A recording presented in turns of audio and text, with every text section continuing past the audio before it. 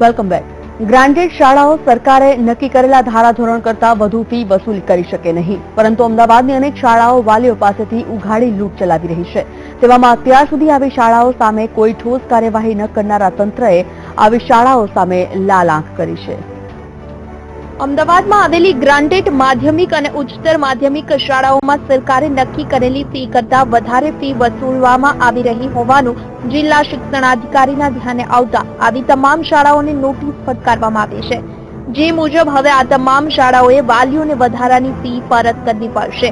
આવી શાળાઓની વાત કરવામાં આવે તો અસારવાની વિશ્વવિદ્યાલય, એલિસ બ્રિજની એનઆર હાઈસ્કૂલ, નારણપુરાની વિજયનગર સેકન્ડરી સ્કૂલ, આંબાવાડીની શેઠ સીએન વિદ્યાલય, બાપુનગરની શ્રીજી વિદ્યાલય, આંબાવાડીની સહજાનંદ સેકન્ડરી સ્કૂલ, અસારવાની અસાર્વ વિદ્યાલય, કાલુપુરની અનુપમ વિદ્યા વિહાર, મણિનગરની ડિવાઇન કિડ્સ અંગ્રેજી શાળા, મણિનગરની કુમકુમ વિદ્યાલય, આશ્રમ રોડની શ્રી વિદ્યાનગર હાઈસ્કૂલ, મણિનગરની જેએલ ઉચ્ચતર માધ્યમિક શાળા, અમરાઈવાડીની ગુરુકૃપા વિદ્યાલય, દિલ્હી ચકલાની એચબી કાપડિયા, નવરંગપુરાની નવરંગપુરા માધ્યમિક શાળા, પાલડીની અમરદીપ હાઈસ્કૂલ, મણિનગરની હેબ્રોન હાયર સેકન્ડરી સ્કૂલ,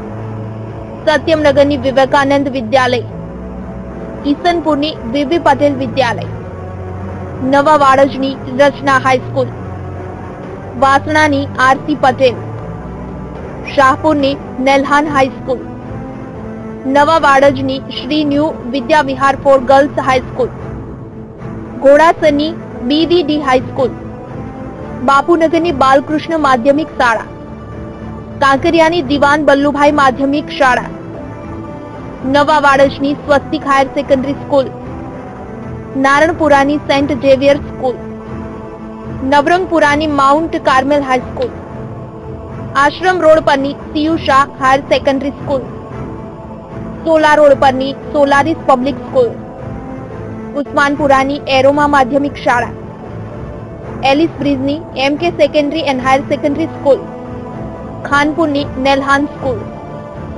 સાબરમતીની એનએમ હાઈસ્કૂલ, નવા વાડજની સ્વસ્તિક હાઈસ્કૂલ, મિર્જાપુરની saint Xavier, Saurabh higher secondary school, તેજપુરની ડીજી એજ્યુકેશન સ્કૂલ, સોલા રોડની સોલારીસ હાયર સેકન્ડરી સ્કૂલ, મણિનગરની બેસ્ટ હાઈસ્કૂલ, પારુલનગરની શારદા હાયર સેકન્ડરી સ્કૂલ, નવરંગપુરાની સરસ્વતી વિદ્યાલય, નવરંગપુરાની મયુર વિદ્યાલય, ઈસનપુરની ગ્રીન લોન્ચ સેકન્ડરી સ્કૂલ, મણિનગરની શ્રી સ્વામિનારાયણ હાઈસ્કૂલ, વટવાની નૂતન વિદ્યાલય, પાલડીની શારદા વિદ્યા મંદિર અને શાહીબાગની રાજસ્થાન હિન્દી સ્કૂલનો સમાવેશ થાય છે. આ તમામ શાળાઓ ધારાધોરણોને નેવે મૂકી વાલીઓ પાસેથી મોટી ફી વસૂલતી હતી, પરંતુ આ શાળાઓએ વસૂલેલી વધારાની ફી હવે વાલીઓને પરત કરવાની રહેશે. સરકારે ફી વિકલ્પ માટેની મંજૂરી આપેલી હોય, અમારી અનુદાનિત શાળાઓ જે ફી વિકલ્પ વાળી હોય તો એની નક્કી કરેલા માટે ધોરણ 9, 10, 11, 12ની એની વધારે ફી લઈ શકતા નથી. તો એ ફી જે શાળાઓ દ્વારા લેવામાં આવેલી છે એવું પુરવાર થાય છે, એટલે એમને શોકોઝ નોટિસ આપવામાં આવી છે અને તેની સામે કાયદેસરના કાર્યવાહી કરવામાં પણ આવશે. 45 શાળાઓ જે છે એને તાત્કાલિક અમે નોટિસ પણ આપી દીધી છે. નોટિસના ખુલાસા પછી એને હિયરિંગમાં બોલાવી અને સદર જે ગેરકાયદેસર ફી લીધી હોય એ પરત કરવા માટેની સૂચના પણ આવશે. મહત્વનું છે કે શાળાઓ દ્વારા વધુ ફી વસૂલવા મામલે વાલીઓએ હોબાળો કર્યો હોય તેવી ઘટનાઓ અનેકવાર બની ચૂકી છે.